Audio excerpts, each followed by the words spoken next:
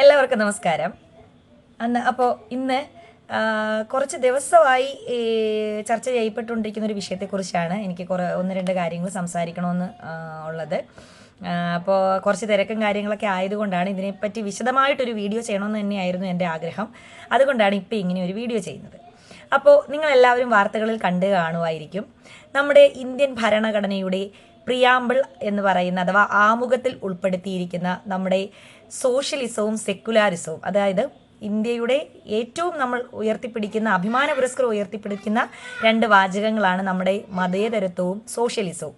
അപ്പം ഈ മതേതരത്വവും സോഷ്യലിസം എന്ന് പറയുന്ന രണ്ട് വാക്കുകളും നമ്മുടെ ഭരണഘടനയുടെ ആമുഖത്തിൽ നിന്നും ഒഴിവാക്കണമെന്ന് നമ്മുടെ RSSന്റെ ജനറൽ സെക്രട്ടറി ദത്താത്രേയ ഒസബാല അദ്ദേഹത്തിൻ്റെ വാക്കുകളാണിത്.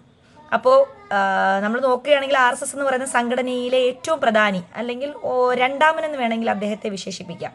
അപ്പോൾ ഇത് RSSന്റെ തന്നെ വാക്കുകളായിട്ട് നമ്മൾ കരുതേണ്ടി വരും. ഇന്ത്യയിലുള്ളവരുടെ കാര്യമാണ് ഞാൻ ഈ പറയുന്നത്. വളരെ ബഹുമാനത്തോടു കൂടി നമുക്ക് വിമർശിക്കാനുള്ള അധികാരമൊക്കെ ഉണ്ടല്ലോ.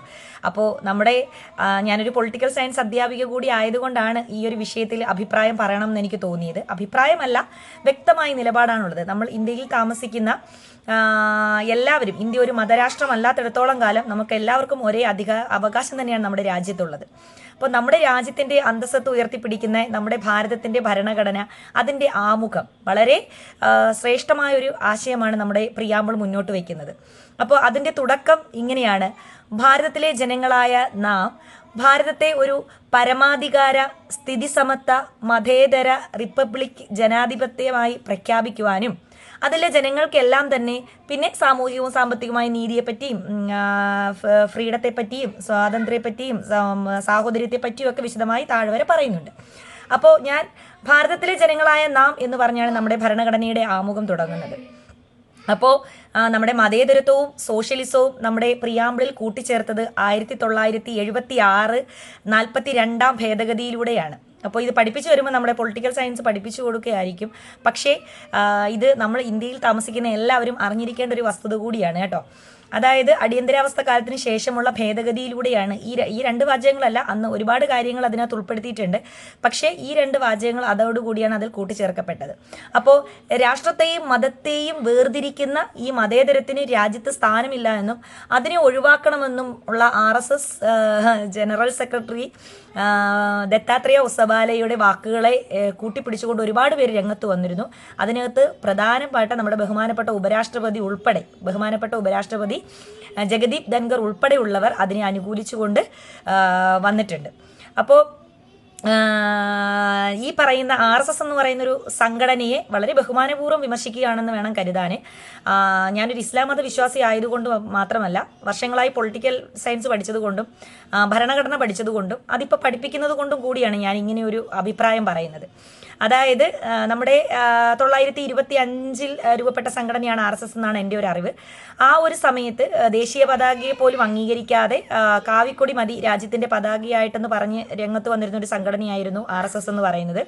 ഒരിക്കലും നമ്മുടെ ഭരണഘടന നിർമ്മാണ സമിതിയെയോ ഭരണഘടന മുന്നോട്ട് വെച്ച ആശയങ്ങളെയോ ഒന്നും ഈ സംഘടന അംഗീകരിച്ചിരുന്നില്ല എന്നതൊരു ചരിത്ര വസ്തുതയാണ്. അതും എല്ലാവരും മനസ്സിലാക്കണം.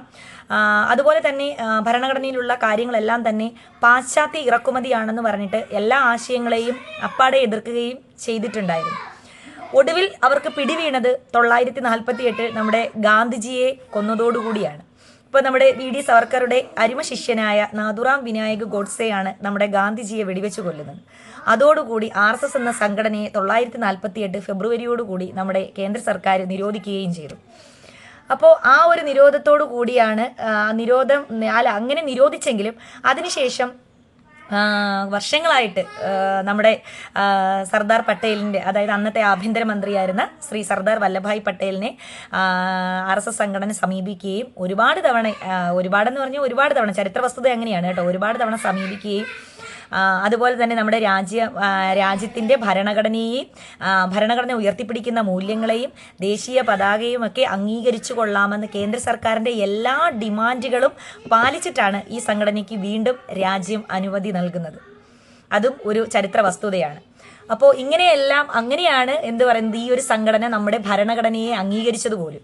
അപ്പോൾ പിന്നെ ഇപ്പം ഇതിൽ നിന്ന് ഇങ്ങനെയൊക്കെ എടുത്ത് മാറ്റണം എന്ന് പറയുന്നത് ഒരു അത്ഭുതമല്ല. പക്ഷേ എങ്കിലും നമ്മൾ ജീവിക്കുന്ന രാജ്യം എന്ന് പറയുന്നത് നമ്മുടെ ഭരണഘടനയുടെ മൂല്യങ്ങൾ അനുസരിച്ചാണ് നമ്മൾ ജീവിക്കുന്നത്. ഇന്ത്യ എന്ന് പറയുന്നൊരു മതേതര രാജ്യം തന്നെയാണ്. ആ പ്രിയാമ്പിളിൽ ഉൾപ്പെടുത്തിയിരിക്കുന്ന മതേതരത്വത്തെ നമ്മുടെ ഫണ്ടമെൻ്റൽ റൈറ്റ്സിലെ വകുപ്പ് 25, 26 തുടങ്ങിയ ഒരുപാട് വകുപ്പുകളിൽ ഈ മതേതരത്വത്തിൻ്റെ മൂല്യം ഉയർത്തിപ്പിടിക്കുകയും നമ്മുടെ ഭരണഘടന ചെയ്യുന്നുണ്ട്. അപ്പോൾ ഈ രണ്ട് കാര്യങ്ങളൊക്കെ തന്നെ ഇതിനകത്തുനിന്ന് എടുത്ത് കളയണമെന്നാണ് RSSകാർ വീണ്ടും പറഞ്ഞുകൊണ്ടിരിക്കുന്നത്. അതിനെ സപ്പോർട്ട് ചെയ്തുകൊണ്ട് പല ഈ RSS സംഘടനയിലുള്ള ആൾക്കാർ തന്നെ മുന്നോട്ട് വരുന്നത്. നമ്മുടെ രാജ്യത്തിൻ്റെ മതേതരത്വവും സോഷ്യലിസവും ഒന്നും എടുത്തു കളയുന്നത് നമുക്കൊന്നും ഒരിക്കലും ചിന്തിക്കാൻ പോലും പറ്റുന്നില്ല. കാരണം നമ്മുടെ രാജ്യത്തെ ചേർത്ത് നിർത്തുന്നത് ഈ മതേതരത്വവും സോഷ്യലിസവും ഒക്കെ തന്നെയാണെന്നാണ് എൻ്റെ ഒരു വിശ്വാസം. നമ്മുടെ രാജ്യം പൂർണ്ണമായും ജനാധിപത്യമാണ്, റിപ്പബ്ലിക്കാണ്, പരമാധികാരമാണ്, സോഷ്യലിസമാണ്, മതേതരത്വമാണ്. ഈ ഒരു ആശയങ്ങളിലൂടെ തന്നെയാണ് നമ്മുടെ ഭരണഘടന മുഴുവനായും കടന്നു പോകുന്നത്. ഈ ഒരു 5 ആശയങ്ങളിലൂടെ കടന്നു പോകുന്ന ആ മഹത്തായ ഗ്രന്ഥത്തിൽ നിന്നും ഈ 2 സാധനങ്ങൾ വെട്ടിമുറിച്ച് കളയുക എന്ന് പറയുമ്പോൾ നമ്മുടെ രാജ്യത്തിനെ മുഴുവനായിട്ട് നിർത്തിക്കഴിഞ്ഞാൽ അവിടെ നിന്നും കയ്യോ കാലോ കണ്ണോ മൂക്കോ അല്ലെങ്കിൽ ഏതെങ്കിലും ഒരു ബോഡി പാർട്സിനെ 2 എടുത്ത് കളയുന്നത് പോലെയാവും. ഒരു ബോഡി എന്ന് പറയുന്നത് എല്ലാം കൂടി ചേരുമ്പോഴാണ് നമ്മളെ സംബന്ധിച്ചിടത്തോളം പൂർണ്ണമാകുന്നത്. നമ്മുടെ രാജ്യവും അതുപോലെ തന്നെയാണ്. അപ്പം അതിനകത്ത് നിന്നും ഇതിനെ എന്താ പറയുന്നത്, ഒരെണ്ണത്തെ പോലും എടുത്തു കളയുന്നത് ഒരു ഇന്ത്യക്കാരി എന്ന നിലയിലും നമ്മുടെ ഭരണഘടനയെ ഏറ്റവും കൂടുതൽ മാനിക്കുന്ന ഒരാളെന്ന നിലയിലും ഒന്നും നമുക്കത് ഉൾക്കൊള്ളാൻ പറ്റുന്നില്ല. അപ്പോൾ ദയവായിട്ട് ഇങ്ങനെയുള്ള പ്രസ്താവനകൾ നമ്മുടെ രാജ്യത്ത് ഒന്നാമത്തെ കാര്യം ഉണ്ടാവാതിരിക്കട്ടെ. പിന്നെ അമെൻഡ് ചെയ്യേണ്ട കാര്യങ്ങളൊക്കെ തന്നെ നമുക്ക് കേന്ദ്ര സർക്കാരിന് അമെൻഡ് ചെയ്യാം, ഭേദഗതികൾ വരുത്താം. പക്ഷേ അത് ഇവിടെയുള്ള എല്ലാവരുടെയും ക്ഷേമവും ഐശ്വര്യവും നിലനിർത്തിക്കൊണ്ടും ഉറപ്പുവരുത്തിക്കൊണ്ടും ആയിരിക്കണം. നമ്മുടെ രാജ്യം വിഭജിച്ച സമയത്തും അല്ലെങ്കിൽ നമ്മുടെ രാജ്യത്ത് ഈ ഭരണഘടന എഴുതി ഉണ്ടാക്കിയ സമയത്തും എല്ലാം സമൂഹത്തിൻ്റെ മുഴുവനും ക്ഷേമവും ഐശ്വര്യവും ഉറപ്പുവരുത്തുക എന്നുള്ള ഒരു എന്താ പറയുന്നത് ഒരു വ്യൂ പോയിന്റ് കൂടി അതിനകത്ത് നമ്മുടെ ഭരണഘടന നിർമ്മാണ സഭയിലുള്ള ആൾക്കാർ ഉൾപ്പെടുത്തിയിട്ടുണ്ടായിരുന്നു. ആ ക്ഷേമത്തിലും ഐശ്വര്യത്തിലും ഉൾപ്പെടുന്ന മതേതരത്വവും സോഷ്യലിസവും ഒക്കെ ഇവിടെ എന്നും നിലനിൽക്കട്ടെ എന്ന് തന്നെ ആത്മാർത്ഥമായിട്ട് ആഗ്രഹിക്കുന്നു, പ്രാർത്ഥിക്കുന്നു. ഇതൊരു ബഹുമാന പുരസ്കാരമുള്ള വിമർശനമായിട്ട് മാത്രമേ കാണാവൂ. അല്ലാതെ ഞാനൊരു സംഘടനയ്ക്കും എതിരല്ല. ഇവിടെ എല്ലാ സംഘടനകളും വേണം, എല്ലാ രാഷ്ട്രീയ പാർട്ടികളും വേണം എന്ന് തന്നെയാണ് നമ്മുടെ രാജ്യത്ത് രാഷ്ട്രീയ പാർട്ടികളുടെ ഒരു ജനാധിപത്യ രാജ്യത്തെ രാഷ്ട്രീയ പാർട്ടികളും സംഘടനകളും ഒക്കെ ആവശ്യമാണ്. അത് വേണം, അങ്ങനെ തന്നെ വേണം. അത് വളരെ ബഹുമാനത്തോടും സ്നേഹത്തോടു കൂടിയും വിമർശിക്കുന്നു എന്ന് വേണം നമ്മുടെ ബഹുമാനപ്പെട്ട ജനറൽ സെക്രട്ടറി ദത്താത്രേയ ഉസബാല കരുതാനായിട്ട് കേട്ടോ. വളരെ ബഹുമാന പുരസ്കാരം പറയുന്നു. ഞങ്ങളെപ്പോലുള്ള അതാ പറയുന്നത് ന്യൂനപക്ഷങ്ങൾക്കും അല്ലെങ്കിൽ നമ്മളെപ്പോലുള്ള ഇസ്ലാം മത വിശ്വാസികൾക്കും അതേപോലെ തന്നെ വേറെ ഏത് ന്യൂനപക്ഷ വിഭാഗങ്ങളിലുള്ള വിശ്വാസികൾക്കും ഒക്കെ തന്നെ ഈ മതേതരത്വമൊക്കെ എടുത്ത് കളയുക, അല്ലെങ്കിൽ നമ്മുടെ സോഷ്യലിസം എടുത്ത് കളയുക, അല്ലെങ്കിൽ നമ്മുടെ എന്താ പറയുന്നത് നമ്മുടെ രാജ്യത്തിൻ്റെ മൂല്യങ്ങളിൽ നിന്ന് ഓരോ സാധനങ്ങളൊക്കെ എടുത്ത് കളയുക എന്ന് പറയുന്നത് ഞങ്ങൾക്കൊക്കെ തന്നെ വളരെ വേദനാജനകമായ കാര്യമാണ്. അങ്ങനെ കേൾക്കുന്നത് പോലും നമുക്കാർക്കും പറ്റുന്നില്ല. അതുകൊണ്ട് തന്നെ രാജ്യത്ത് നടപ്പിലാക്കാൻ പറ്റുന്ന എല്ലാവരുടെയും ക്ഷേമവും ഐശ്വര്യവും നിലനിർത്തിക്കൊണ്ട് നടപ്പിലാക്കാൻ പറ്റുന്ന എല്ലാ കാര്യങ്ങളും നടത്തിക്കൊണ്ട് തന്നെ എന്താ പറയുക നമ്മുടെ ഗവൺമെൻറ് മുമ്പോട്ട് പോകട്ടെ എന്ന് ആത്മാർത്ഥമായിട്ട് പ്രാർത്ഥിക്കുന്നു, ആശംസിക്കുന്നു. ഇതിപ്പം എന്താ പറയുന്ന ഈ സർക്കാർ അധികാരത്തിൽ കയറിയ ആ ഒരു 2015 കാലഘട്ടത്തിലും ഇങ്ങനെ ചില പ്രസ്താവനകളൊക്കെ ഉണ്ടായിരുന്നു. ഞാൻ അതിൻ്റെ വലിയ ചരിത്രത്തിലോട്ടൊന്നും ഞാൻ കടക്കുന്നില്ല. ഒരുപാട് കാര്യങ്ങളിലോട്ടൊന്നും വിവാദമാക്കാനോ പറയാനോ ആഗ്രഹിക്കുന്നുമില്ല. ഈ ഒരു കാര്യം ഞാൻ പറഞ്ഞല്ലോ, ഞാൻ സംഘടനയ്ക്കെതിരായിട്ടോ സർക്കാരിനെതിരായിട്ടോ ഒന്നും പറയുന്നതല്ല. വളരെ ബഹുമാന പുരസ്കാരം അതിൻ്റെ വസ്തുതകൾ മാത്രം പറഞ്ഞതാണ്. അപ്പോൾ ഇനി എന്തായാലും ഈ ഒരു പ്രിയാമ്പിളും ഭരണഘടനയും ഒക്കെ തന്നെ ഇവിടെ നിലനിൽക്കട്ടെ. അതിനകത്തുനിന്ന് പ്രത്യേകിച്ചൊന്നും മാറ്റാനൊന്നുമില്ല. പിന്നെ വളർന്നു വരുന്ന അല്ലെങ്കിൽ മാറി വരുന്ന സാഹചര്യങ്ങൾക്കനുസരിച്ച് ഭേദഗതികളൊക്കെ കൊണ്ടുവരാം, അല്ലെങ്കിൽ അമെൻമെൻറ്റ് പ്രൊസീജിയറൊക്കെ നടത്താം. അപ്പം നമ്മൾ ഈ പറഞ്ഞതുപോലെ എല്ലാം വളരെ ഭംഗിയായിട്ട് നടക്കട്ടെ. Thank you.